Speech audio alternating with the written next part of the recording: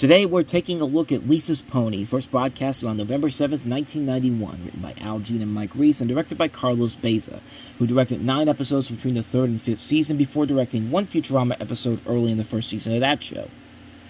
In this episode, Lisa requires a new saxophone reed for her talent recital, and she asks Homer, who immediately promises to buy her one. Though when Homer breaks his promise, he makes up for it by giving Lisa the one thing she's always wanted, a pony named Princess.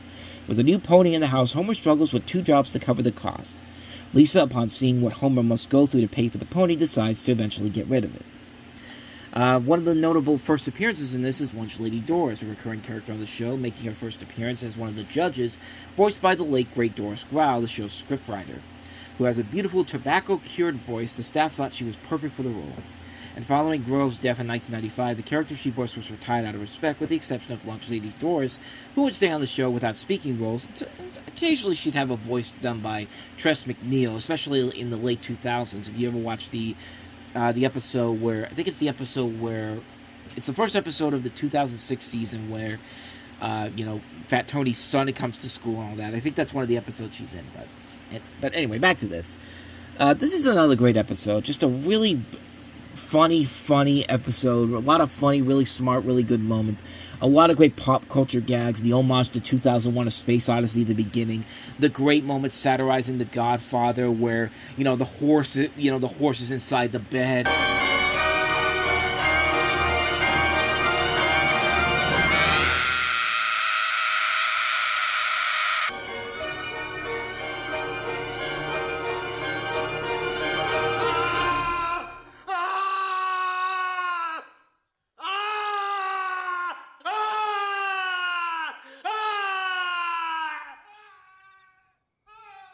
And just brilliant stuff.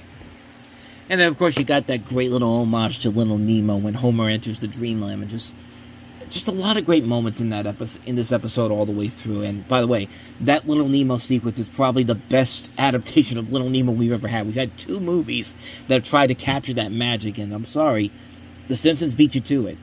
Oh, and I remember from other episodes like Homer and Lisa versus the Eighth Commandment, and more recently Brush with Greatness, where we're talking about different voices for familiar characters. Yeah, we get that again here. See if you can tell whose voice is. It sounds like Ralph, but it sounds like somebody else.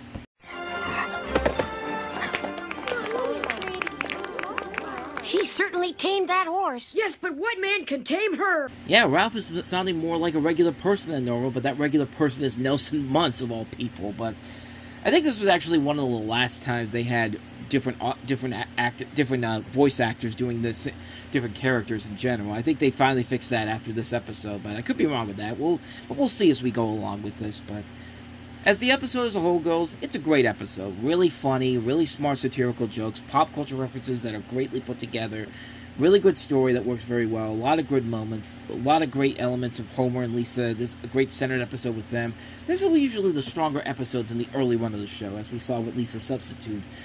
It's a really funny, really solid, great episode that fits in very perfectly with what you start to expect from the golden years of The Simpsons. And that starts here. Another episode well worth checking out. Giddy up, Dad! He slept, he stole, he was rude to the customers. Still, there goes the best damned employee a convenience store ever had.